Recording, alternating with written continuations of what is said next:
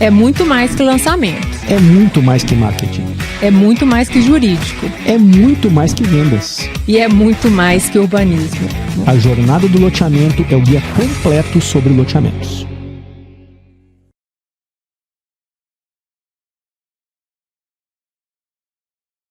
Bem-vindo à Jornada do Loteamento, o seu podcast do mercado de loteamento. E nós estamos na 4ª temporada, né? E o tema de hoje é extremamente relevante. Faz uma introdução para a gente, por favor, Raquel. A gente sempre fala aqui em planejamento, em análises prévias de zoneamento, de legislação, em um bom projeto, enfim, de estruturação de loteamento mesmo. Hoje a gente vai falar de um tema que a gente nunca falou, que é o que fazer para intervir em loteamentos já aprovados, um conceito aí de reurbanização, de requalificação de bairros. E para isso a gente vai trazer duas pessoas queridíssimas aqui, né? Primeiro a Diana, que me contou esse case para que ele esteja que ele esteja aqui, a Diana Naku, né? Uma talentosa advogada aqui de Belo Horizonte em direito imobiliário, amiga, parceira, né? Que me apresentou e falou do caso do André Pessoa Aires, que é o engenheiro que vai estar aqui com a gente, trazendo esse case, que foi um case de sucesso aqui na região metropolitana de Belo Horizonte. Dessa requalificação, a gente vai partir de um caso concreto, que é o novo Vale do Sereno, para falar um pouco desse assunto. Sabe o que eu acho legal? Faz uma breve apresentação sua, André, e uma breve apresentação sua, apesar que você já fez, né, Diana? Por favor, André.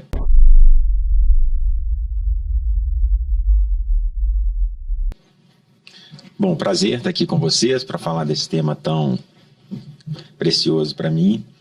Eu sou engenheiro arquiteto com especialização em design urbano e branding e sou um apaixonado pelas cidades e estou aí há 3 anos, mais ou menos, trabalhando nesse projeto que a gente vai falar sobre ele, que é o projeto do Novo Vale do Sereno. Legal.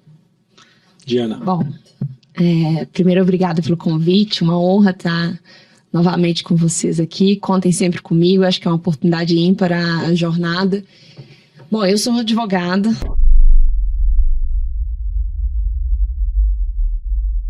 Atuante aí especialista em direito imobiliário, mas com uma atuação sistêmica, em que eu atuo no aspecto didático em várias frentes aí do direito imobiliário.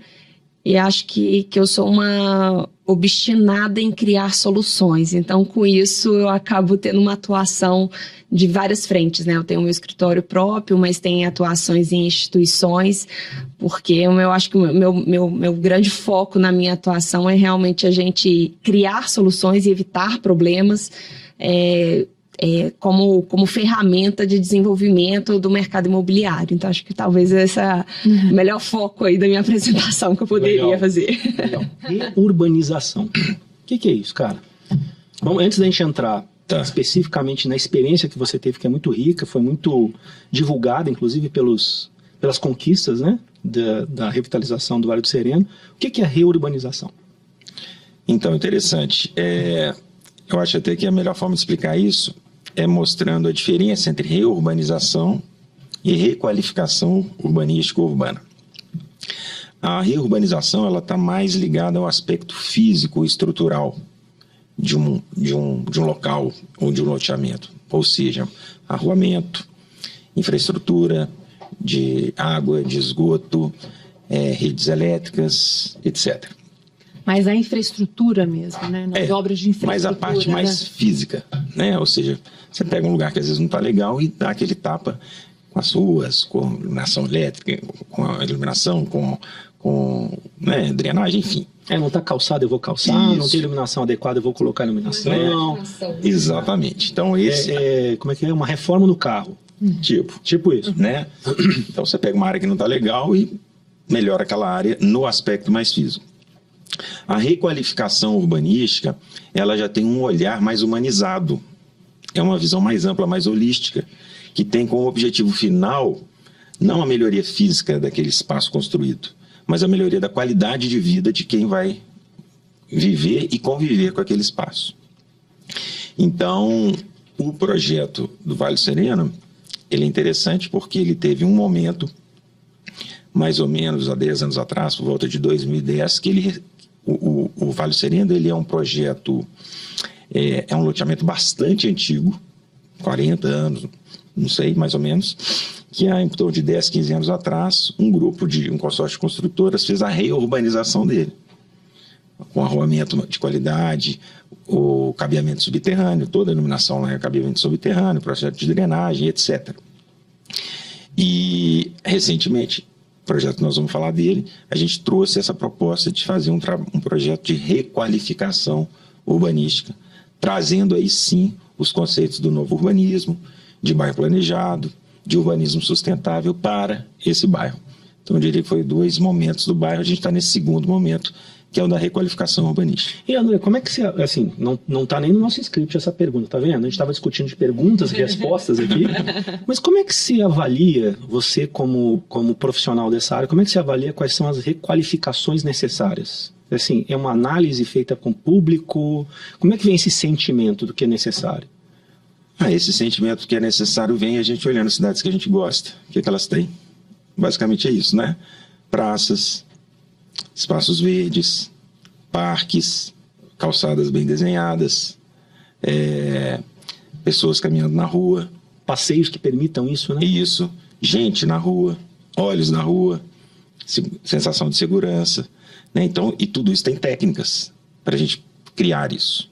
Então a gente consegue olhar um lugar, é lógico que quando isso parte do zero é mais fácil, né? A gente vai falar sobre isso, mas mesmo já um local já existindo, a gente pode trazer isso para ele, né? Então é isso, né? Então a requalificação urbanística é criar uma cidade para as pessoas, basicamente é isso, é simples, né?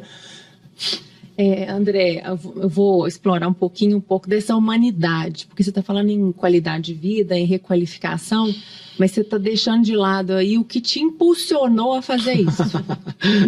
Porque eu acho que é o que mais tem a cara do projeto e que a gente vê uma solidez nele, esse seu querer, e fala aí de onde que ele veio. Assim, tá. Eu acho que você está escondendo um pouquinho da história, que eu acho super interessante. Surgiu essa ideia, foi na pandemia, não foi? Foi. Foi na pandemia, né? Foi na pandemia. Conta aí, como é que foi?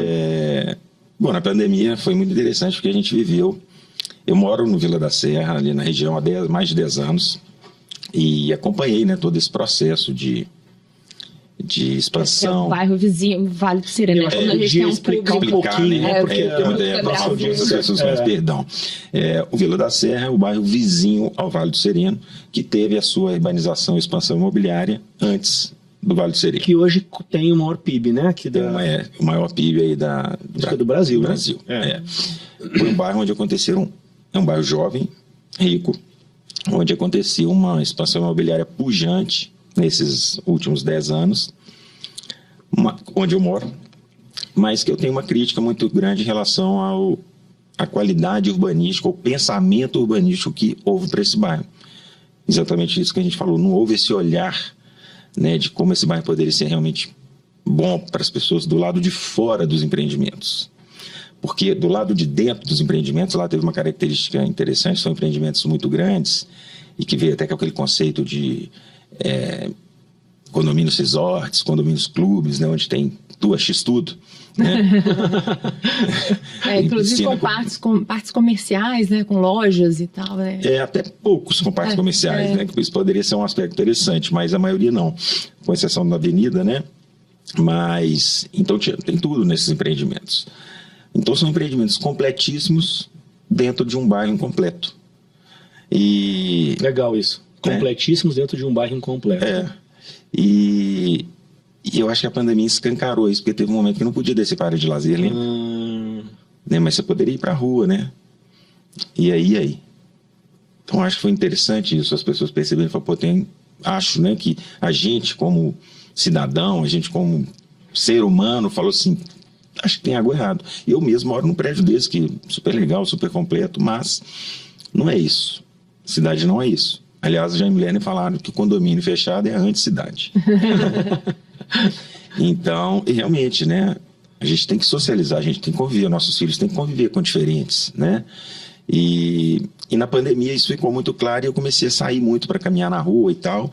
E caminhando muito ali para essa região do Vale do Sereno, comecei a ver as oportunidades que a gente falou, poxa, tá um momento, acho que o mundo está vivendo um momento da gente de repente tentar virar essa chave e fazer diferente. E só uma parte, o Vale Sereno ainda não está totalmente ocupado. Estava num processo bem inicial. Bem inicial. Né? Então você está ali do lado, olhando uma coisa nascer, e você falou, quem sabe não nasce não, não renasce diferente. Isso, de uma né? forma diferente, exatamente isso. E só complementando isso que você me perguntou, eu moro então no Vila da Serra, que é um bairro, como eu falei, riquíssimo em termos com todos esses empreendimentos, mas que não tem nenhum espaço público de qualidade. Um bairro onde tem uma... É verdade. Né? Uma Uma mobilidade praça, né? muito comprometida. Também né? é questão de mobilidade, mas focando assim nessa questão do espaço público, né, nessa coisa da cidade, né, de pertencer à cidade, de usufruir da cidade, né, das ruas, etc. Então não existe isso. Com exceção de uma avenida, né, que tem uma avenida interessante, que é a Avenida Oscar Niemeyer, onde tem toda uma área gastronômica, mas fora isso, né, eu dou esse exemplo, não tem nenhuma praça no bairro. Eu tenho uma filhinha de 2 aninhos, que quando eu quero levá-la numa praça, eu ponho ela no carro e vou no bairro vizinho, que é o Belvedere. E isso, ali na pandemia, caminhando, eu falei, poxa, isso precisa de mudar, né? Isso poderia mudar. Eu falei, mas só vai mudar se alguém tentar, né, fazer alguma coisa. Eu falei, então eu vou tentar. E aí eu desenvolvi um projeto conceitual para o Vale do Sereno, que era o bairro, naturalmente, o próximo bairro onde essa expansão aconteceria.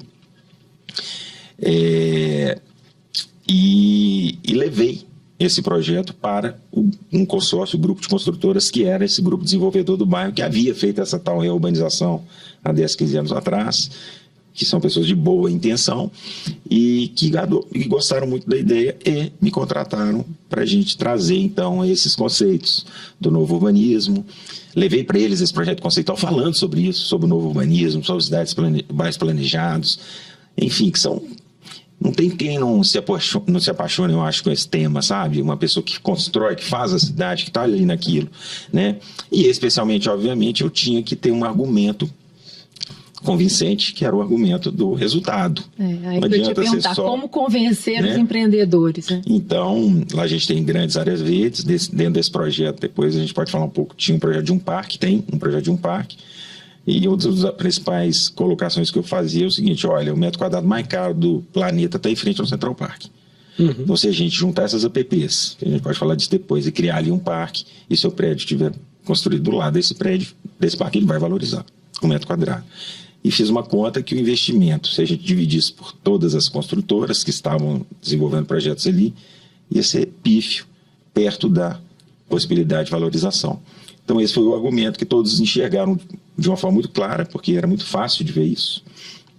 E aí eu acho que esse foi o grande mérito do projeto, foi pegar, já tinham vários projetos, alguns construídos, alguns em fase de aprovação, cada um fazendo o seu prédio dentro do seu muro, o melhor possível, x-tudo, mas sem esse olhar para fora do muro. E aí o projeto ele trouxe essa proposta que foi aceita e que a gente está trabalhando ela há 3 anos. Eu acho que é interessante a gente comentar nesse ponto, André, porque assim, depois da pandemia, loteamento tornou uma menina dos olhos assim, dos empreendedores imobiliários, né? Mas a verdade é que incorporação imobiliária é muito diferente. O ciclo da incorporação imobiliária é muito diferente do ciclo do loteamento. Então, eu sempre brinco, são bichos diferentes, com características e dificuldades diferentes, e que não é muito simples você, na execução mesmo, no desenvolvimento, ter um incorporador que tenha a consciência dos dilemas e das questões específicas do loteamento e vice-versa.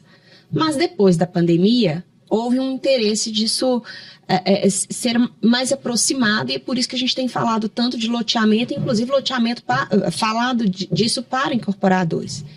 E eu sempre bati nessa tecla que eu não entendia por que tinha essa distância, porque a bem da verdade é que o loteamento é o passo anterior da incorporação. Então, percebam, o Vale do Sereno já tinha um loteamento registrado. Então, nós não estamos ali, nesse momento desse projeto, nós não estamos falando de um lançamento de um loteamento. Então, no aspecto jurídico, não há ali uma mudança do loteamento em si. O loteamento, ele está ali.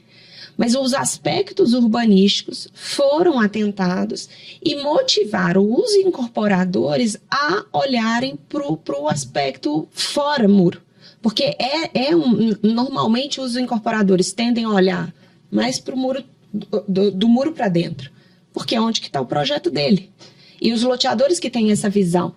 Então, eu acho que é muito bacana ter esse exemplo do Vale do Sereno, porque é um ótimo exemplo de como que as coisas podem ser interligadas para um resultado muito maior, inclusive para os empreendimentos, como o André comentou. Isso traz alguns desafios na estruturação, no aspecto jurídico, mas é um bom exemplo de como os incorporadores podem valorizar, podem melhorar o seu produto, podem agregar no seu produto,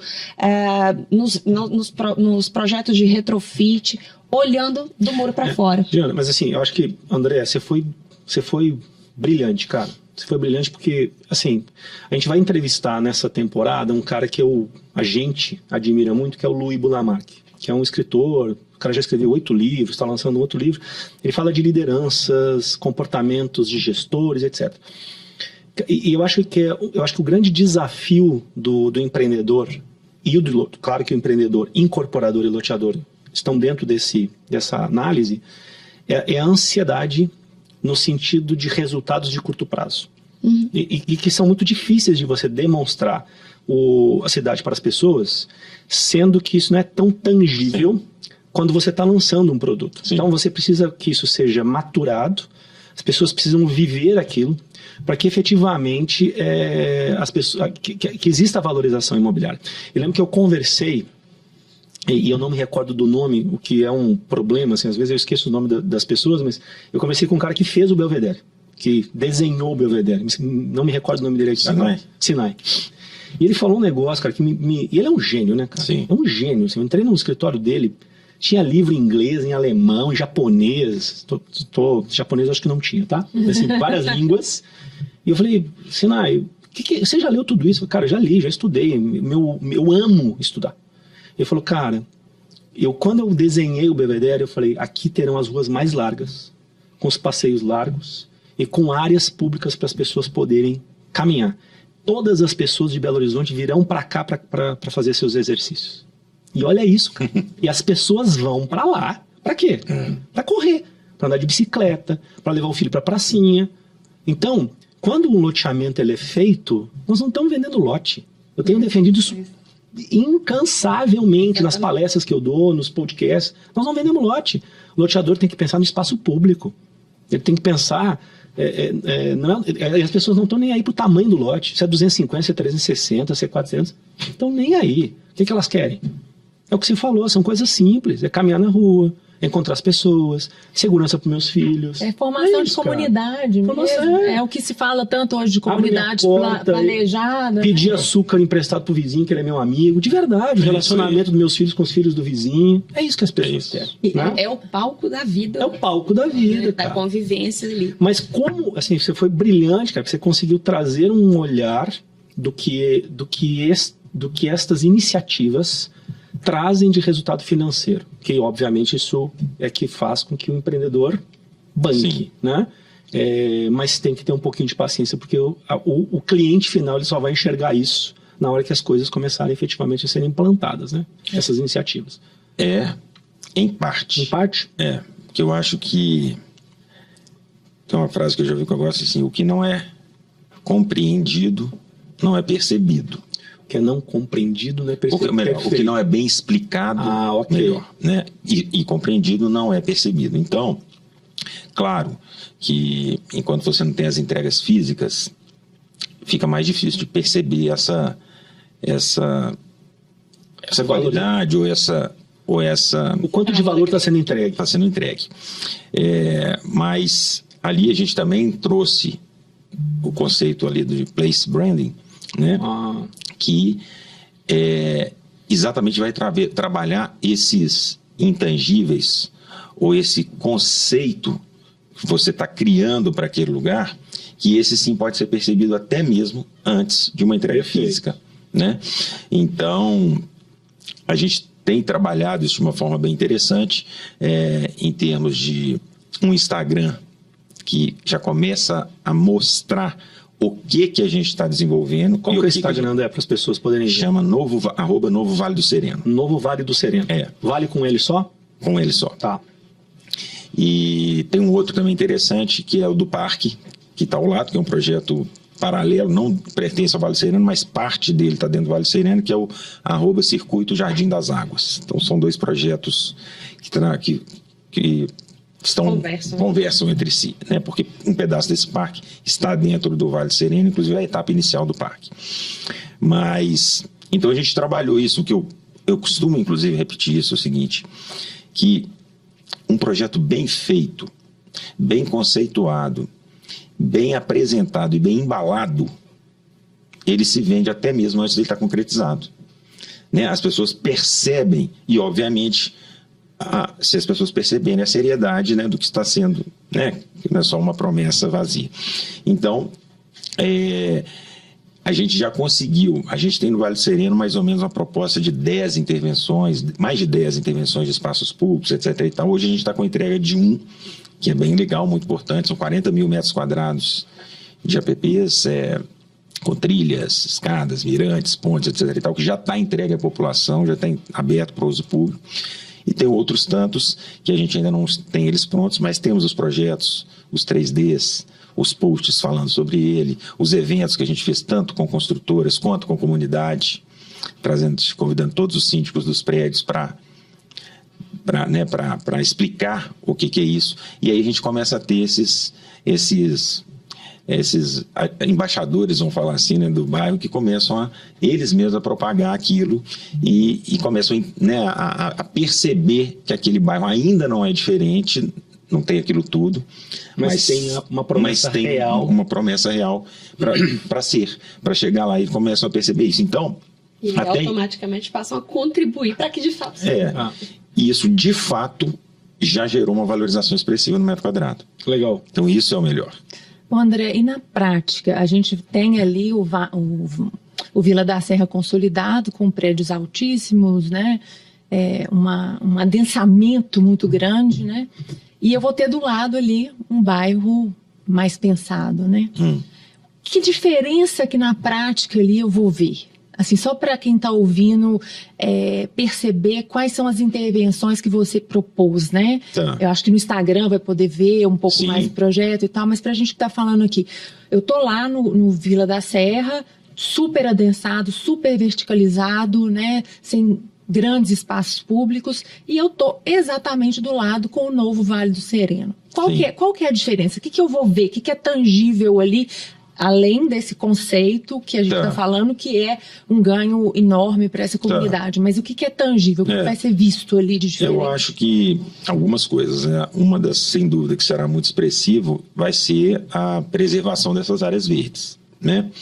O Vila da Serra não tem nenhum ativo ambiental assim, que você fala, poxa, tem um parque bacana. Não tem, né? Eles esqueceram disso. Um parque usável. Então. Primeiro, um parque usável, e vamos falar, só dentro do Vale do Sereno vão ser mais de 50 mil metros quadrados de APP. Né? A Praça da Liberdade tem 20 mil metros quadrados. Né? Então, que legal. Né? Então, lógico que é diferente, não é uma praça, essas são APPs, a intervenção é de baixo impacto, mas são trilhas, bancos, só aí a gente já tem isso. Dentro do bairro a gente tem uma APP que vai ter um biolago com uma nascente. Né? Então, olha como é que isso já começa a ser completamente diferente do bairro vizinho. O que é um biolago?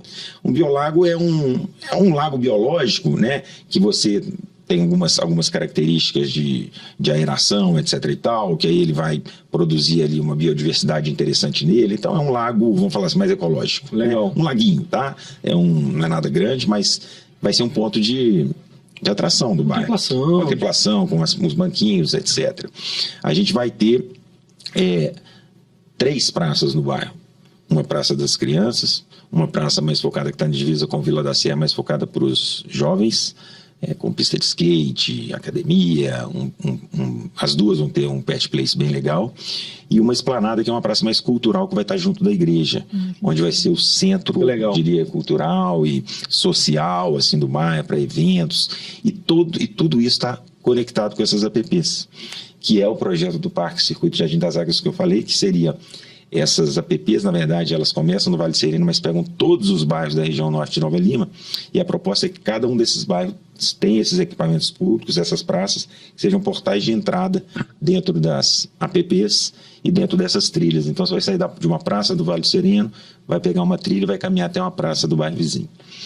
Então, só aí a gente parte de um bairro que hoje não tem nenhum espaço público, para do lado dele ter um bairro que tem um parque, que hoje ele tem 50 mil metros quadrados, mas que em área total vai ter mais de 600 mil metros quadrados. Aí, fazendo uma outra comparação, o Parque Municipal tem 180 mil, né?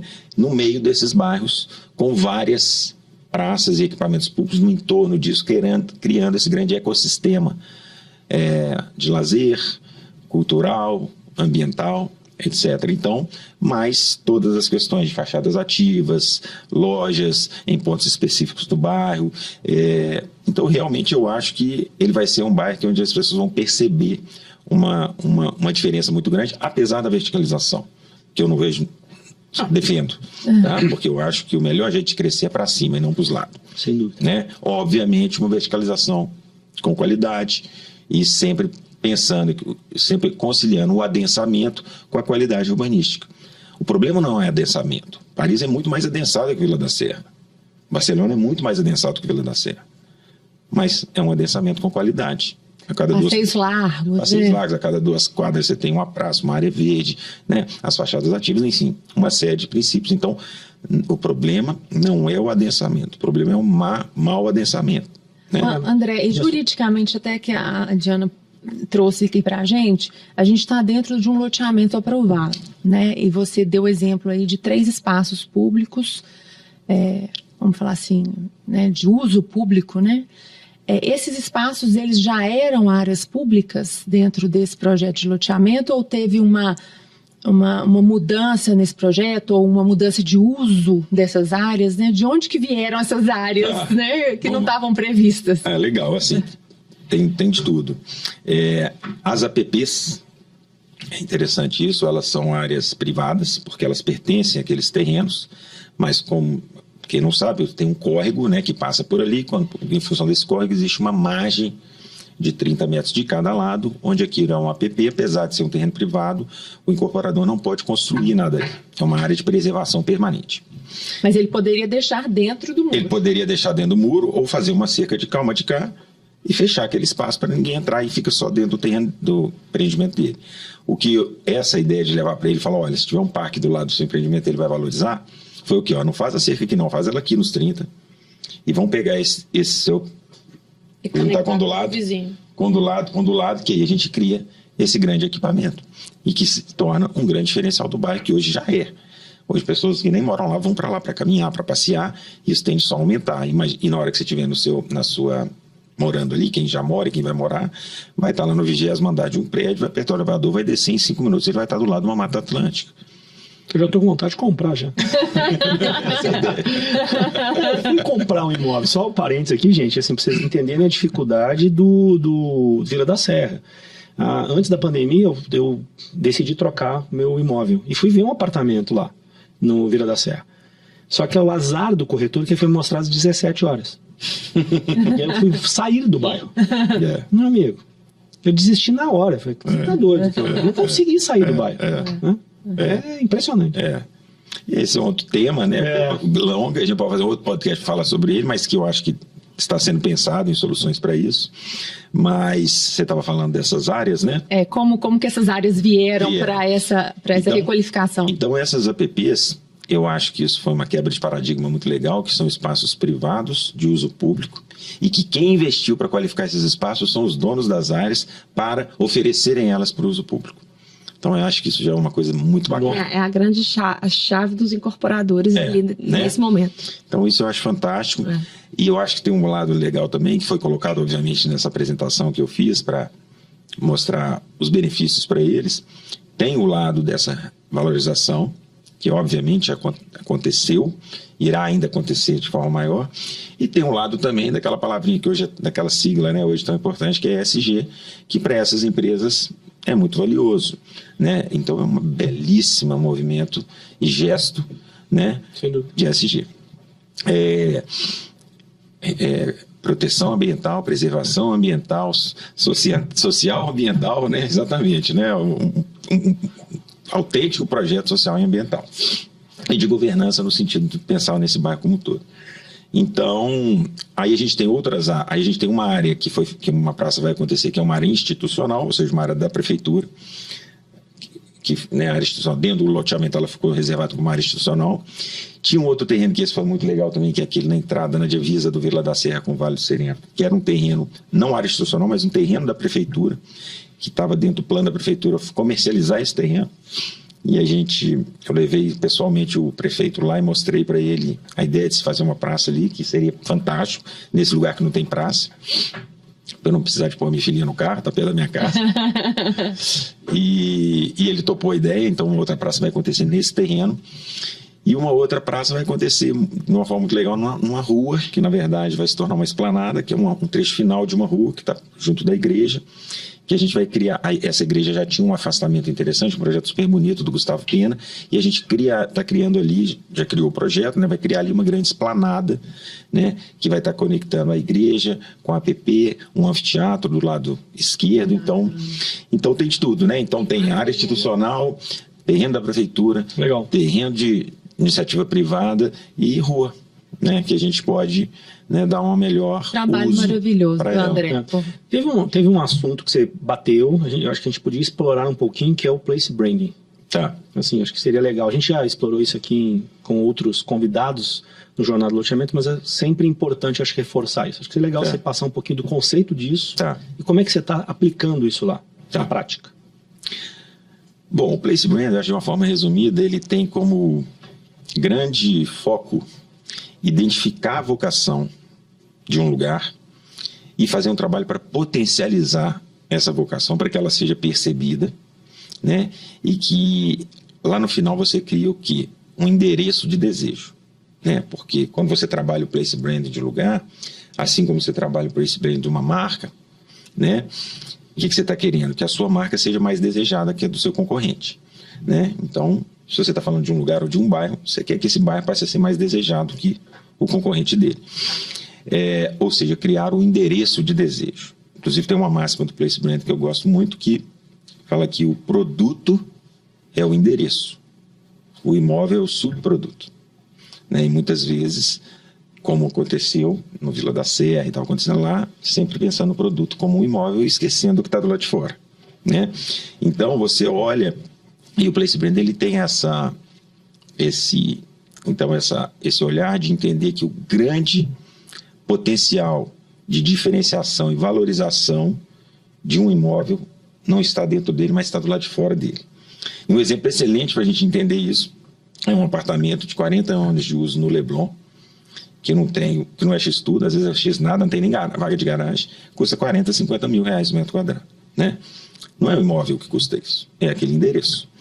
Então, esse é o olhar do place brand, é você perceber, é você olhar para fora e trabalhar aquele lugar, tanto nos aspectos tangíveis, de espaços construídos, espaços públicos, praças, parques, trilhas, etc., quanto nos aspectos intangíveis. De, por exemplo, o slogan que eu criei para lá é onde cidade e natureza se encontram, né? Isso é verdade. A gente está construindo isso de uma forma muito, muito forte, né? Ou seja, você realmente vai morar no 20º andar de um prédio, mas do lado da natureza. Você não precisa de ir lá para o condomínio afastado para estar próximo da natureza. Você pode trazer ela para... Né? Você pode ter ela muito pertinho da sua casa. Então, o place branding, ele tem muito, né, esse olhar de entender, de criar um endereço de desejo e de trabalhar esse potencial, que no caso, eu falei de vocação do Vale do Sereno, sem dúvida, é o ativo ambiental, é a natureza que está ali. Então, a gente trouxe para o projeto esse ativo ambiental como grande diferencial do bairro, né? qual bairro que tem aquele ativo ambiental com um nível de edificações e qualificação urbanística que vai ter ali, né? Em Belo Horizonte eu não conheço, nem na região metropolitana, e poucos no Brasil tem, né? Que são os bairros planejados que a gente vê. E com um detalhe, ali nós estamos na franja da mancha urbana da capital, né? Ali a gente realmente pode falar que é um bairro planejado, porque um bairro planejado ele tem como característica estar dentro da malha urbana, né? Um dos conceitos de bairro planejado é que ele não esteja desconectado da malha urbana, né? Aí pode ser um condomínio bem planejado e tal, mas quando você está, o transporte público tem que chegar ali, ele tem que ser aberto, ele não deve ser fechado, né, para a população. Então ali a gente começou a construir todos esses conceitos que antes não estavam sendo trabalhados com esse olhar. Então na hora que a gente começa a construir isso, esse lugar ele começa a ficar diferente dos outros, né, porque os outros não podem falar isso, porque eles não têm isso. Agora, como eu falei, o que não é bem explicado não é compreendido. Então o Place Brand ele vai explicar isso, e mais do que explicar, embalar no bom sentido isso, para que as pessoas percebam esse valor. Muito legal. E para isso tudo se casar, né, para isso tudo se unir, né, eu acredito que tenha sido muito importante a existência de uma associação ali, que é o que a gente, quando a gente vai falar sobre comunidade planejada, sobre esses bairros, desse novo urbanismo, a associação ela sempre está vindo muito em voga. Sim. Apesar de haver alguma resistência, né, às vezes pelas experiências passadas de associações de bairro. Mas como é que isso se deu lá no Vale do Sereno? Porque você falou, tem uma segurança, tem um conceito de comunidade, tem espaços que vão ter que ser cuidados. Sim. E muito possivelmente não vai ser o poder público que vai fazer isso, né? Porque ele tem outras necessidades. Enfim, como que a associação ela vai atuar ali e que importância é essa que se dá a essa associação lá, nesse caso específico do Vale do Sereno? Bom, a associação do Vale do Sereno, eu acho que foi um grande mérito e acerto do projeto lá no início, né? Nem foi de agora. Quando a gente entrou no projeto, essa associação já existia, e ela tem todos os terrenos, né, a partir do loteamento, todos os terrenos do bairro contribuem para essa associação, e quando o empreendimento acontece e passa a ser habitado, essa contribuição passa para o condomínio. Então existe uma arrecadação que é feita por essa associação, que faz a administração e a gestão do bairro. É imprescindível, né? É imprescindível. Sem uma associação de bairro, na minha visão, não tem como você ter bairro planejado, né? Porque a associação ela funciona como aquela mini prefeitura do bairro. É ela que gere as questões do dia a dia do bairro. Então, por exemplo, o bairro ele tem uma ronda, uma segurança, um carro que ronda 24 horas, ele tem uma equipe de limpeza, uma equipe de capina e uma equipe de manutenção. Hoje existe isso no bairro já. E o projeto é a partir do momento que a gente tem um projeto dessa associação ainda se fortalecer mais, a partir do momento que o bairro crescer em termos de arrecadação e incrementando ainda mais esses serviços. Você tem que criar líderes ali, né? Líderes culturais, sociais. Total. Né? O líder de comunidade, social, aquela história toda, né, que a gente sabe. Então, a associação nesse sentido, ela é fundamental, é ela que faz hoje essa gestão, né, desses recursos e dessa organização, e sem uma associação não há como a gente falar desses investimentos, por exemplo, igual essas trilhas, né? Então às vezes tem alguém fazendo algo indesejado ali na trilha, que é normal, uma criança, um adolescente fazendo então se você tem ali uma ronda, né, você aciona aquela ronda, ela passa lá, conversa, né, e se tem muitas vezes acontece um guarda-corpo da trilha que quebrou, a associação vai lá e manda, né, e corrige aquilo, enfim, ela é que faz a zeladoria, né, daquilo que está fora do prédio, né? Então eu falo que é muito simples de entender o que uma associação faz, é o que o síndico de um condomínio faz. A gente contribui para o nosso condomínio para que tudo funcione. Se não tivesse taxa de condomínio, a piscina ia ficar suja, né, não ia ter portaeiro, não ia ter segurança. Então o bairro planejado é isso. É pensar que existe um lado de fora. Você tem duas coisas para cuidar, aquilo que está dentro da sua casa e o que está fora da sua casa. André, você falou da questão do aumento de arrecadação. Só não sei se é possível você responder. Se não for, você fica à vontade.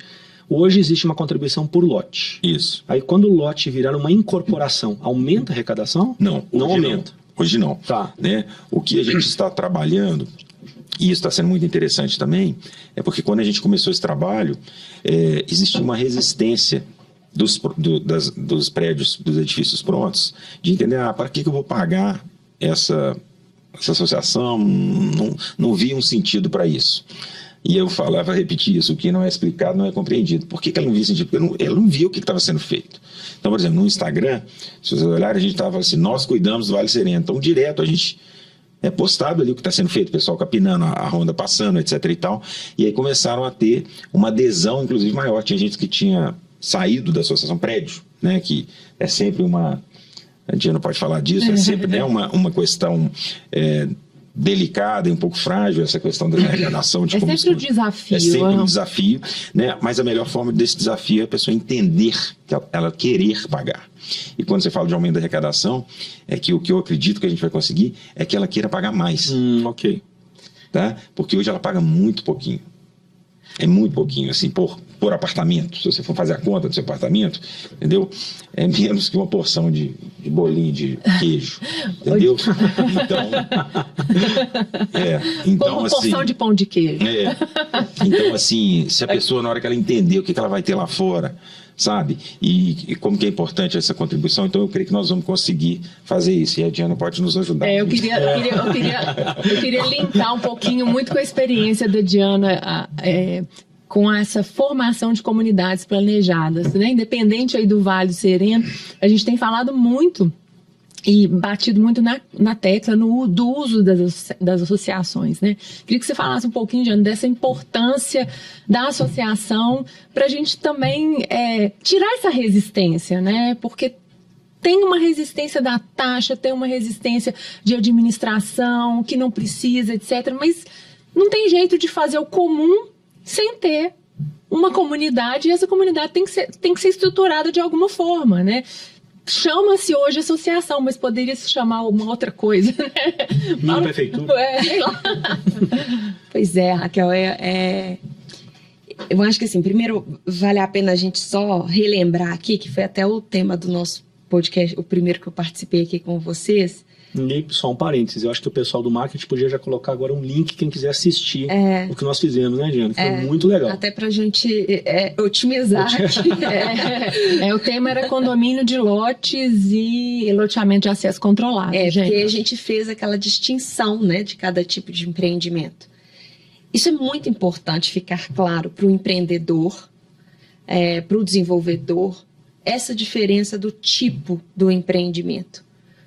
Porque assim como o André é o arquiteto do endereço, né, do desenvolvedor desse conceito, o advogado é o arquiteto das ferramentas jurídicas para viabilizar o convívio ali. Né, as regras ali de convivência, até a regra de quanto que vai ser a taxa, se a taxa vai ser subdividida pelo número de apartamentos, se vai ser pelo número de lotes, isso tudo está dentro do projeto arquitetônico jurídico, vamos dar esse nome, daquele bairro. E o que acontece? Como tem uma expressão que eu gosto muito, né?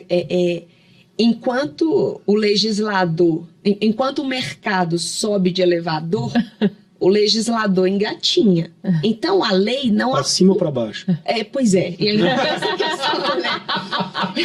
Mas você jogou a bola muito redonda para mim, cara. Né? Ainda a gente não sabe bem a direção, né? Então o que acontece? O mercado, né, alcança a satisfação da convivência social de uma forma muito mais dinâmica do que o legislador. Nós estamos falando aqui, para a gente falar de loteamento aberto, especialmente de loteamento, a gente está falando de uma legislação de 1977 e que tinha um mercado com características da época, enfim. Então, o que acontece? Quando a gente está falando de loteamento aberto, o grande ponto para essa conversa toda que a gente tem aqui é que é o seguinte: o que corta, o que divide, o que está entre cada lote é um espaço, são vias e que são espaços públicos. Então, você criar um vínculo entre a pessoa do lote de cá e entre a pessoa do lote de cá, a figura que nós temos disponível hoje é a associação.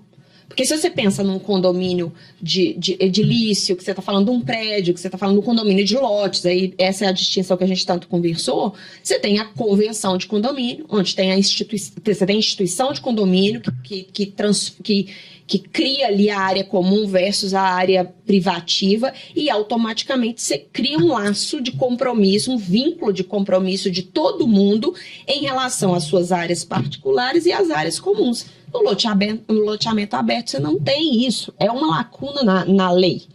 A lei, naquele momento do parcelamento do solo da 6766, entendeu como adequado estabelecer a regra automática de que uma vez que você aprova um loteamento aberto, as vias se tornam públicas. E aí como é que você cria, então, esse laço, esse vínculo entre as pessoas? E a associação, como instituto jurídico, ela não foi feita para isso, ela é só um grupo, ela é uma reunião de pessoas com um objetivo comum sem fins lucrativos. Então, juridicamente, ela tem os seus desafios.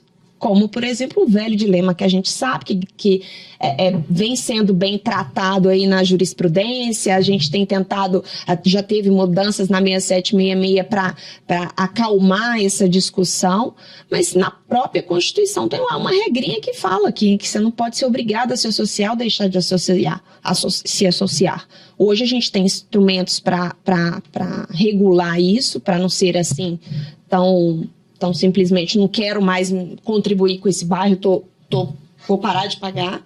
Mas você tem essa lacuna. Então, o que eu sempre falo com os empreendedores? Quando você passa a desenvolver um produto, que é um endereço, adorei essa frase, André, porque de fato traduz muito o que eu tenho falado. Quando você pensa que o produto é o imóvel, você tem um negócio essencialmente imobiliário. Quando você passa a vender, a desenvolver um endereço, o seu negócio não é só imobiliário. Você está falando de convivência de pessoas. E convivência de pessoas não basta você simplesmente escrever num papel, você sentar, você pedir um advogado e falar assim, me dá um estatutozinho aí, né? A expressão que a gente sempre escuta, né, Raquel? Uma minutazinha aí que dê registro, só para lançar. Isso não funciona. Porque a associação, ela tem um papel, ela é um instrumento jurídico, mas ela tem um papel de viabilizar o sentimento de pertencimento daquele lugar. E é aí que nasce a possibilidade de você criar um conceito, um produto que seja endereço e não imóvel em si. Então, o grande desafio que eu vejo hoje das comunidades planejadas e dos empreendedores é eles entenderem que o papel da associação ele é extremamente importante, não só pela sua constituição jurídica, quanto com esse papel ao longo do desenvolvimento do empreendimento e do dia a dia, para causar essa percepção que o André estava tanto comentando, né? E os desafios são muitos, né? Porque você pensa, se você enxerga os desafios da administradora de condomínio, que está ali dentro do muro, dentro do empreendimento, esses desafios também existem quando você está falando da convivência do bairro. Então, no caso do Vale do Sereno, que já tinha uma associação anterior, e no momento do projeto, ela ganha uma nova oportunidade de protagonismo. O que tem lá seu desafio até maior, mas essencial para a coisa acontecer. Quando você está no início de uma estruturação, isso tem que nascer junto com o marketing, vamos dizer, com esse empacotamento, como o André comentou, para que aquele conceito daquele empreendimento, o que essa convivência já saia, seja exposto, desde o material de divulgação do empreendimento, das cláusulas do contrato padrão. Quando você cria essa conexão, eu participei de um empreendimento, por exemplo, ele é um empreendimento rural, que ele é registrado, regular, tudo certinho, um capítulo jurídico à parte que a gente pode discutir em outra oportunidade. Mas qual foi o grande cuidado que a gente teve?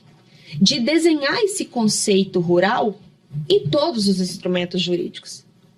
Porque aí você já nasce com a pessoa entendendo que ali é uma finalidade rural, com uma atividade rural.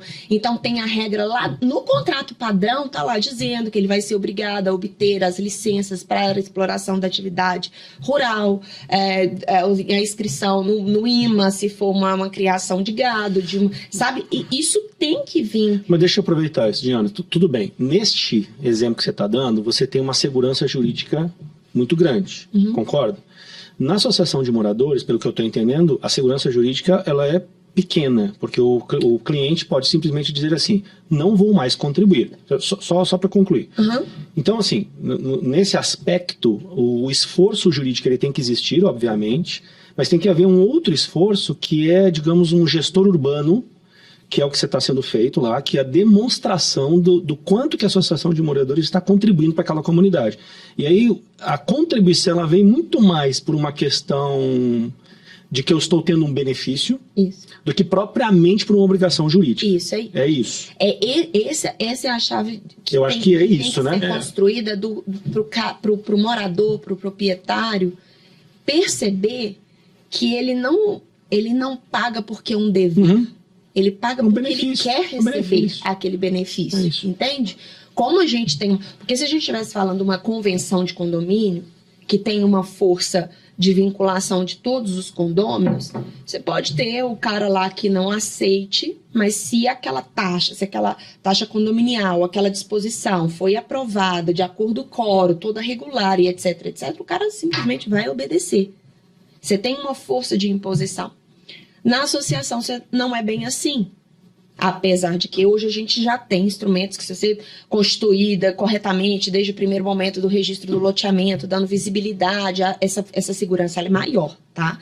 Mas eu estou dizendo num caso de revitalização, de requalificação, em que a gente está trazendo um novo papel para aquela associação. Esse sentimento de que eu estou contribuindo porque eu desejo receber isso daqui, ele é um papel importantíssimo do senso ali daquela comunidade, né? E que para desenvolver isso não é fácil, não é simplesmente um negócio imobiliário, não é. Eu queria colocar aqui, Dene, essa diferenciação das associações. Na verdade, é um agrupamento de pessoas, né, com interesse comum. Moradores, no nosso caso, porque a gente está falando de empreendimentos que as pessoas vão morar. No caso que a Diana falou, que é um chacreamento rural, em tese é um produtor rural, é alguma pessoa que vai se unir a outras dentro do empreendimento rural. Mas o que é importante, e é o grande desafio que eu acho que é do André, quando se fala em loteamento de acesso controlado, tá, que é o residencial fechado que a gente conhece, a associação ela já é muito comum, as pessoas já estão acostumadas com aquela associação de moradores, né? A 6766 ela dá o respaldo para aquela cobrança daquela taxa. Discutível, mas mais seguro. Tá, loteamento de acesso controlado, já estamos acostumados com a figura da associação, etc. Aí nós vamos falar de comunidade planejada, nós vamos falar de loteamento aberto. Nós não estamos falando em um condomínio fechado, tá, entre aspas. Olha o desafio que é de você criar o conceito daquele bairro aberto em que as pessoas tenham que aderir a uma associação de moradores, sim, porque ali elas vão morar, né? Sendo que elas não são obrigadas de maneira nenhuma. Então, é uma adesão muito voluntária. Então, aí é que vem o que a gente fala muito. O desejo de pagar a taxa, ele tem que vir na construção do produto. De forma que o empreendedor ele vá fazendo ações ao longo do desenvolvimento ali que tragam o adquirente para aquele conceito, porque por mais que ele tenha assinado o termo de adesão dele lá no lançamento da comunidade planejada, ele pode falar assim, não estou gostando muito desse objetivo aqui, não vou sair. Tá? É uma coisa complicada. E olha o desafio do André. Ele pegou um loteamento aberto, com construções já existentes, com uma associação já existente, e ele vai implantar um conceito novo, né? Então, é um desafio enorme. Então, mas a gente tem que tratar disso porque é o mecanismo que a gente tem. Não, ok. Né? Assim, a gente explorou isso na conversa com a Mariângela, lembra? Mariângela Machado, ela fala muito disso. Exatamente. Né? Ela agora, uma coisa que também a gente tem que deixar claro, porque assim, como o valor, especialmente no projeto do Vale do Sereno, essa percepção, né, que o André tanto falou, o conceito, ele não basta, para ele ser percebido, ele tem que ser explicado, para ele ser compreendido, ser sentido, ter o desejo, etc. No caso do Vale do Sereno, isso já está lá, né? Assim, com pouca intervenção desde o primeiro momento, já tem uma trilha que você já sente essa diferença. E isso automaticamente já trouxe, inclusive, uma valorização para o bairro. É óbvio que a gente tem que deixar isso claro, que isso já é uma contrapartida desse movimento comum. E isso não pode se representar um enriquecimento ilícito, entende? Do proprietário que chega e fala, não, eu não quero isso daqui. É uma longa discussão jurídica, mas o que eu estou querendo deixar muito claro é que, a partir do momento em que o benefício é claro, em que existe esse serviço que a pessoa está usufruindo, ela também não pode simplesmente se furtar de falar, não quero isso mais, não vou pagar, não vou contribuir. Agora, é de fato muito diferente você amarrar essa força dessa obrigação no momento em que você está começando a estruturação de um empreendimento versus no momento em que você está repaginando, né, reurbanizando, requalificando. Pois mas aí na prática tem muita... Porque assim, eu concordo com os seus argumentos de que se isso for discutido não há enriquecimento ilícito porque existe... Eu estou usufruindo desses benefícios. Mas nós conhecemos muito bem como é que é o nosso legislativo, né? O nosso judiciário, nosso judiciário. Cada um vai interpretar de um jeito e Deus me livre, né? Lá. Deus me livre mesmo, assim, né? Então, assim, eu sou muito mais de ações que vêm com o objetivo de conscientização, né? Que é o que você falou, que é a questão de fazer com que a pessoa compreenda que ela está vivendo numa comunidade, que essa comunidade tem uma gestão, que essa gestão é eficiente e que se eu parar de contribuir eu não vou ter mais essa qualidade de vida que eu tô inserido, né? Isso. Existem muitas dificuldades de recebimento, inadimplência e etc. Não. Não, existe hoje um empreendimento que saiu e ainda não voltou, mas ele vai voltar. Bom, tá vendo? Que bom. Porque eu acho que começa a ter até um constrangimento, sabe? Lógico, né? Lógico. Desculpa te interromper, mas é porque isso tem um ponto que tem a ver com aquele primeiro comentário que eu fiz. Se a gente entende o papel do incorporador junto com o do loteador nesse conversa toda aqui, especialmente no caso do Vale do Sereno, em que a gente tem um movimento do consórcio das incorporadoras, essa dificuldade ela pode ser mitigada. Por quê? Porque eu posso colocar ali ferramentas, por exemplo, na convenção de condomínio. Eu não estou... hoje a taxa lá, ela tem um foco não só do morador do apartamento, quanto ela é tratada por empreendimento, não é isso, André? Assim, o condomínio é um contribuinte, não é? Isso é outra coisa que eu ia falar que eu acho que ajuda, talvez. O condomínio não é individual de cada pessoa, o condomínio é do condomínio. Então, eu acho que aí já facilita porque a conversa fica um pouco mais institucional, né? Mais coletiva. Mais coletiva, né? Do que só a picuinha de um ou de outro ali. Mas é lógico, se um grupo ali começa dentro do condomínio a achar que não está valendo a pena, de repente eles voltam lá e param de contribuir. Então, por exemplo, uma coisa que hoje a gente tem um gerente, que eu brinco que é o xerife do bairro, aquele que fica ali no dia a dia, resolvendo as coisas e tal, que a gente criou um grupo dele com os síndicos. E tudo que é feito, todos os dias, ele posta nesse grupo. Legal. A limpeza, a correção disso e tal. Então, eu acho que as pessoas, quem está, eu tenho certeza que nem pensa em sair. Tá? Porque hoje eu vou falar um número, vocês não vão acreditar, hoje o valor por apartamento na hora que você divide para apartamento, é R$27. Nossa. Falei que é menos que bolinho de queijo. Enquanto o condomínio do prédio do cara é 1.500, 2.000, até mais, né? Dependendo. Então, entende? E agora, antes ele não percebia. No livro Place Branding, do Kai Staples, que é muito legal, né? Ele fala assim, que os prédios se veem como um núcleo isolado dentro da cidade, que não fazem parte da cidade. A partir do momento que você começa a entender que não, que a cidade, você é dono daquele seu apartamento, mas você também é dono da cidade, né? E nada pior do que uma cidade que seja um caos, que seja mal cuidada, que seja complicada. Então eu falo muito isso sempre que eu tenho a oportunidade de conversar em alguma reunião, com que estão os condôminos, os moradores, os síndicos, eu falo o seguinte, que hoje, como a maioria dos terrenos ainda não está edificado, a maioria da contribuição ainda está na mão dos incorporadores, né?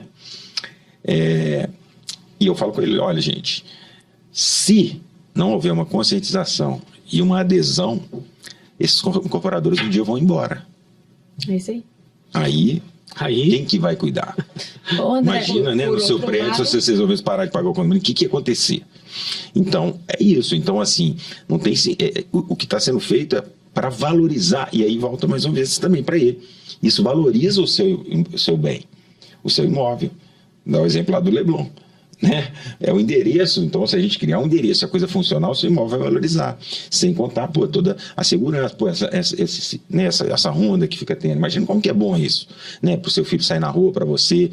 Então, mas é um trabalho, sem dúvida, de conscientização e, obviamente, que deve andar junto com melhor amarração jurídica possível. Né? Porque se o incorporador, quando é ele sozinho ali, ele está no terreno e ele institui o condomínio, ele tem uma maior liberdade de criar as regras. Então ele já pode ali já plantar, incluir disposições que conciliam com esse uso conceitual do bairro. Pode vir a ser modificada por uma votação depois da instalação do condomínio? Pode, mas aí entra o trabalho da conscientização, entende? Por isso é que não é só imobiliária a questão. A questão ela é realmente do senso ali. Eu queria só perguntar uma outra coisa prática também, André. Tem projetos, né? Igual você falou do anfiteatro, da Praça de Esportes, da Praça das Crianças. Na prática, quem vai construir isso? Só para a gente entender qual que foi o manejo que vocês fizeram, vamos falar assim, financeiro para isso ocorrer. Porque eu acredito que nós estamos falando da taxa de associação para manutenção disso, né? Isso. Mas tem uma revitalização de edificações ali, né? Vamos falar assim, que precisa ser feito. Sim. Né? Como é que isso foi estruturado? Legal. Todo o investimento, ele não é... Na verdade, ele é feito via associação, mas via um recurso que não vem dos associados.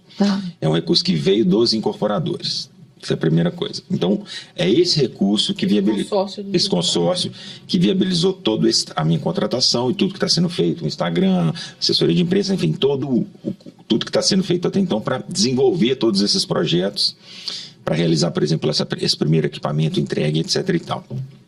Mas acho que outra mérito interessante do projeto é que o seguinte, eu comentei que o Vila da Serra, apesar de ser um bairro rico, que teve algumas dezenas de bilhões de VGV, e não tem nenhum equipamento público, teve uma falha aí. Porque o empreendimento, ele normalmente... o município pede uma contrapartida financeira pelo impacto daquele empreendimento para que aquela contrapartida possa ser investida em melhorias no município. Agora, por que será que no Vila da Serra não teve, com aquele tanto de dinheiro que teve lá, não teve esse investimento? Na minha visão, porque não tinha projeto. E se você não tem projeto, você não tem nada. Então, o que a gente fez no Vale do Sereno? Hoje a gente tem algumas dezenas de milhões de projeto para ser executado, né? As 3 praças, não sei, dezenas de milhões, assim, vai ter uma boa grana aí para conseguir viabilizar isso. E como que a gente vai viabilizar isso? Qual que é o desenho? Com a contrapartida dos empreendimentos que vão ser feitos lá. Legal. Mas aí quem impõe essa contrapartida é o município. É o município. Então o município tem que estar tem que estar bem a par desse projeto, né? Aí é o outro aspecto importante do Place Branding, que ele tem esses 3 pilares. Um projeto de Place Branding exitoso, ele tem que ser abraçado pela iniciativa privada, pela comunidade e pelo poder público. Então, hoje, no bom sentido, a prefeitura está completamente seduzida pelo projeto, porque é um projeto maravilhoso. Então, ele é bom para a prefeitura. Ele é bom como capital político, ele é bom como entrega, né? Então, a prefeitura é uma parceira do projeto. Então, imagina que você está lançando um empreendimento, sei lá, que faça a conta lá, são um empreendimento de 100 milhões e tem uma contrapartida de 2 milhões ou de 3 milhões.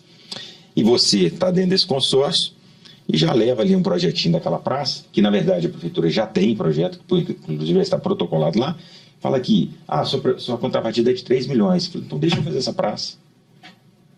Por quê? Outra coisa que eu defendo é que o investimento, o impacto não é naquele lugar. O investimento tem que ser naquele lugar. E o que acontecia antes? Como não tinha projeto, o investimento era lá no Jardim Canadá, às vezes na favela do Cafezal, sabe?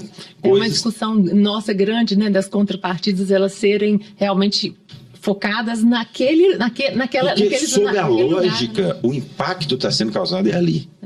E por quê? Aí eu falo muito sobre isso. Por que a percepção nossa como cidadão e como sociedade é ruim em relação à expansão imobiliária, que às vezes é até usada de especulação imobiliária, que está errado esse termo, né?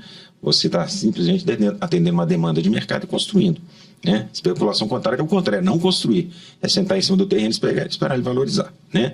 Então, mas às vezes fala especulação imobiliária, mas é porque essa percepção nossa é essa, é prédio, mas a gente não vê o resultado, né? Aquilo que veio de bom junto com aquelas questões que vêm com a expansão. É mais carro na rua, você perde uma vista, né? É a obra que faz barulho, enfim, tem a parte, como todo crescimento gerador. Agora, ela tem que vir acompanhado de uma parte, de uma entrega de qualidade, de uma melhoria do entorno. Então, se a gente tem um bom projeto para ser investido naquela região, onde vão sair ali 10, 15, 20 torres, e a gente pensa que e a gente faz uma conta para que esse investimento possa ser absorvido pela conta dessas contrapartidas, e a gente já tem isso, a prefeitura já conhece esses projetos, por que a prefeitura, e ela entende que são bons, por que ela não indicaria, né, para isso? E já está acontecendo. Uma dessas praças já está sendo feita. Você comentou também uma vez comigo, você me corrige se eu estiver errada, que esse projeto seu também é de conhecimento do Ministério Público. Sim. Né? E tem uma adesão do Ministério Público em utilizar alguma dessas obras aí em alguma compensação que seja feita em algum TAC, ou então de acordo com o fundo que eles sempre arrecadam, né, em relação às multas? Isso é um tema até bem recente, que o Ministério Público fez um TAC com a Vale, procurou a Prefeitura de Nova Lima para que indicasse projetos socioambientais que eles pudessem, né, utilizar esses recursos. E a Prefeitura de Nova Lima, como eu disse, que já conhecendo o projeto, já com uma relação muito forte com o projeto, indicou o parque, que é o Circuito Jardim das Águas, onde a primeira etapa dele está dentro do Vale do Sereno, e a primeira etapa dele tem 2 praças, que estão dentro do Vale do Sereno. Então a gente agora vai ter recurso vindo do MP, não só da iniciativa privada. É o que eu sempre costumo dizer, na minha visão, tá? O que falta não é dinheiro. O que falta é bom projeto. Isso aí. Se você tem um bom projeto, né, e obviamente faz tudo bonito, certinho, articula, enfim, né, da forma mais republicana possível, o dinheiro, ele está aí.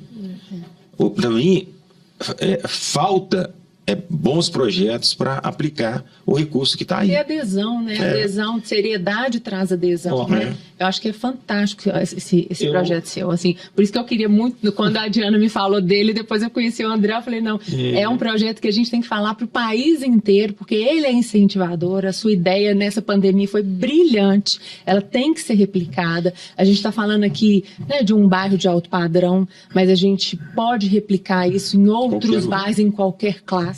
né? E ainda mais nas classes que precisam muito mais de equipamentos urbanos, muito mais básicos, né, do que esses. Mas, assim, fantástico, parabéns pela sua iniciativa. E a gente tinha de trazer ela aqui no jornal. O último episódio da temporada anterior, Raquel deu a má notícia de que nós estávamos no final. Voltou para mim as más notícias. Nós estamos no final. Nós estamos caminhando para o final, tá, do podcast. Então, perguntas finais para o André. Eu acho, André, assim, eu acho que a inspiração que você deixou aqui, né, eu acho que ela vale tudo desse podcast, né? Então, assim, o que você diria aí ao final para a gente, para que seja replicado isso, né, para que inspirem outros urbanistas, outras empresas, ou até outros empreendedores? O que você traz aí de mensagem para que essa sementinha ela brote aí e nasça em vários lugares do Brasil? Então, eu acho que a grande mensagem, uma grande esperança, talvez, assim, né, que um projeto desse pode nos dar e nos mostrar, foi que ele quebrou um paradigma, na minha visão, em relação a esse papel da iniciativa privada, no que diz respeito a poder melhorar a cidade, nesse aspecto de querer investir fora do muro dele. Que isso é bom em todos os sentidos, inclusive no sentido financeiro. Então, eu acho que esse exemplo e de êxito, né, que está tendo, porque, né, a gente está vendo que é uma coisa que está funcionando legal, ele tem tudo, na nossa região, ele tem tudo para ser repetido nos próximos bairros, porque eu penso assim, né, o próximo bairro vai olhar para o Vale do Sereno e falar, pô, eu não vou ficar para trás. Não tem sentido eu voltar a fazer daquele outro jeito. Mudou o padrão, né? Se tem esse jeito melhor, não é? Então, eu realmente acredito muito nisso, que o Vale do Sereno, na nossa região e talvez em outros locais, né, ele possa demonstrar que existe um outro papel para o empreendedor imobiliário. E eu realmente acredito que quem desenha, quem faz a cidade, não é o poder público, é o mercado imobiliário. Ele é que dá a cara para a cidade. Então, eu acho que se esse projeto ele vai trazer essa possibilidade, porque, pensa bem, eu fico pensando, digamos que amanhã a gente está num bairro, numa quadra, ou numa região, que você vai fazer um empreendimento, você vai fazer um, você outro. A gente pensa, cara, vamos pensar um projeto para a gente fazer alguma coisa legal para o bairro? Tem aquela praça lá que não está legal. Vamos fazer uma coisa super legal para ela? Vamos. Então vamos investir num bom projeto? Vamos. E vamos tentar ver se a gente consegue canalizar as nossas contrapartidas para essa praça? Olha como é que já mudou. O investimento vai ser mínimo, né? Vai haver uma união ali. Então, assim, vai ter essa soma, essa união, para dividir custo e para multiplicar resultado, né? Para melhorar a valorização. Então, eu acho que isso que está acontecendo, que aconteceu lá, eu acho que mostra que isso é super possível e mais que possível é desejável e mais que desejável deveria acontecer a título de resposta da construção civil e da expansão imobiliária em relação a essa reação não boa da opinião pública em relação à expansão imobiliária. Ela fica no lugar de vilã, onde ela não é. Mas ela fica, não sei se vocês concordam, sim, ela tem esse lugar da especulação, talvez por esse modus operandi, né, que não tem nada de errado, eles estão fazendo certo, eles estão fazendo dentro do muro dedo, tudo bonitinho, dentro da lei, mas dá para você dar um passo a mais. Uma vez eu vi uma palestra, né, que o cara falou assim, faz igual o Robinho, ele dá uma pedalada, você lembra o Robinho? Ele dá uma pedalada pro lado, dá uma pro outro, dá uma pro outro, aí na hora que você achava que ele ia chutar, ele dava mais uma pedalada. Então, tipo assim, tá tudo certo que a turma tá fazendo muito bem, mas dá para dar uma pedalada a mais, dá, e fazer a mais. Então, eu acho que é isso, sabe? Eu acho que espero, né, que o projeto demonstre que isso é possível, que isso é viável e e a turma se anime mais. Muito legal. Diana, te agradecer, tá? Mais uma vez, te agradecer por ter trazido esse assunto num bate-papo nosso aí de encontro em algum lugar. E aí eu fui realmente atrás do André, conversei com ele e foi fantástico a nossa conversa, por isso que eu trouxe pro Dene essa pauta, né?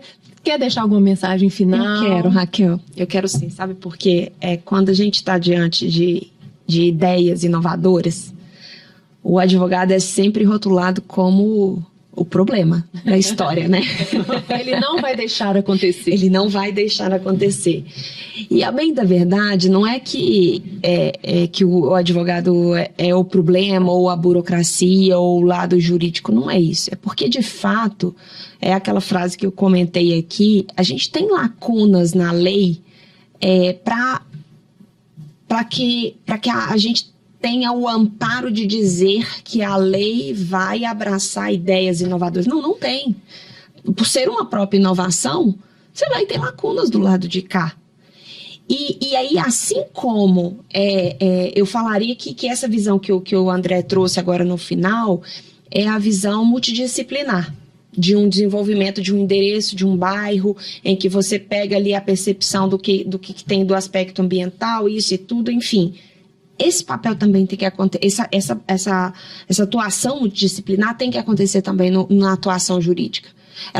O advogado não pode ter o papel de simplesmente falar com o empreendedor, mas a convenção não pode falar isso, mas a associação tem esse risco, mas não vai falar. Não, ele tem que abraçar a ideia e ele também ser mais um protagonista do desenvolvimento inovador da comunidade, dos empreendimentos imobiliários.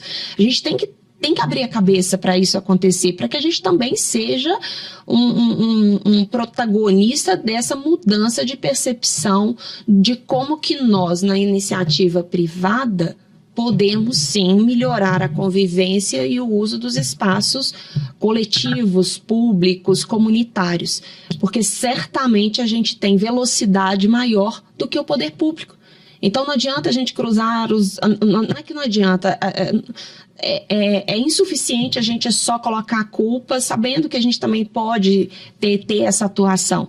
Então, acho que a mensagem final que eu queria colocar apesar de ter dilemas, apesar de ter inseguranças, apesar de ter lacunas, apesar de ter dificuldades, há possibilidades. Há possibilidades que, quando bem pensadas, quando com a cabeça aberta, bem costuradas, com diálogo, do município, do MP, incorporado o loteador, a coisa pode acontecer com segurança jurídica. Então, acho que a sementinha que eu queria deixar também. Para todos os advogados, né? Vamos ser criativos, vamos acompanhar, vamos ouvir o nosso cliente. E eu falo muito, às vezes, você está agora, né, depois de muito tempo de advocacia, você está numa assembleia de associação, por exemplo, uma cláusula que você pensou porque você estava dentro do conceito de empreendimento e você criou aquela cláusula lá no seu estatuto de associação. E você está numa assembleia e você fala assim, agora eu vou usar essa cláusula. Uma cláusula que veio daquele produto, veio daquela situação e ela é usável, né? E tinha alguma previsão legal para isso? Não, ela estava dentro do conceito do produto. Era ilegal fazer aquilo? Não, não era ilegal fazer aquilo. Né? E muitas vezes isso serve para os advogados abrirem a cabeça de que dá para criar, né, juridicamente, legalmente, conceitos de estruturas jurídicas que acompanhem isso aí que a gente está vendo. Né? É difícil, mas dá. Cara, eu fico impressionado, eu fico feliz quando tem 100% de vendas. A Raquel fica feliz com a cláusula contratual. Eu vibro com venda, né? Deu uma empolgação dela falar uma cláusula contratual. É porque a gente vê assim, o problema sendo solucionado por um pensamento lá de trás, né, Diana? Um pensamento que às vezes ele é tão individual, ele é tão solitário dentro do escritório, né? Você tá lá, você fez uma reunião de briefing lá do produto e você vai para dentro do seu escritório, você vai lá na sua solidão, falar assim, o que eu posso fazer para para perceber, fazer um exercício de futurologia dentro daquilo, dos problemas que podem se passar dentro daquele empreendimento, e você vê assim, aquilo que eu pensei lá, solitária e tal, né? Do mesmo jeito que o arquiteto pensou solitário lá numa solução, do engenheiro, né? De você, comercial. Então, assim, eu acho que essa união multidisciplinar é que faz a inovação, não tem jeito. E sabe o que acontece? Na verdade, a gente vibra, não é com a cláusula, é com ou a solução do problema ou com o evitar do problema, porque se tiver problema, vai acometer o seu lucro, dá 100% das vendas.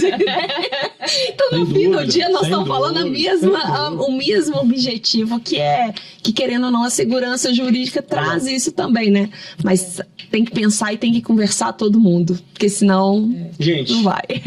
Não tenho o que dizer, muitíssimo obrigado. Obrigado, André, mesmo. Cara, contribuiu demais. E a gente tem a Raquel, de forma muito sagaz, ela criou os valores do Jornada do Loteamento, que eu achei super legal e tem tudo a ver com o nosso DNA, que é a troca de experiências de forma descontraída, e é o que teve aqui.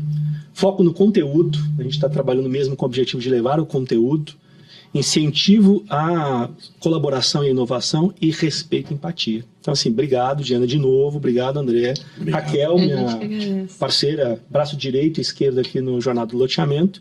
E a gente tem algumas novidades aí para essa 4ª temporada, que são demandas que estão vindo dos nossos ouvintes, do nosso público, que é a criação de uma comunidade. Então, fique atento. Nós vamos criar a comunidade Jornada do Loteamento e vocês estão convidados. O objetivo é reunir num grupo pessoas, né, os stakeholders do mercado de loteamento, para que a gente possa trocar experiências, trocar as dores, exatamente, nossos sentimentos, e lá ter uma comunidade que possa se ajudar, né? Obrigado pela audiência, como sempre. Assim, a gente recebeu feedbacks ao longo desse período entre a 3ª e a 4ª temporada, nos pedindo para voltar o mais rápido possível, que já tinha zerado todos os episódios. Isso nos deixa muito feliz e de saber o quanto que o Jornada do Loteamento está contribuindo para o mercado. Obrigado. Até a próximo episódio.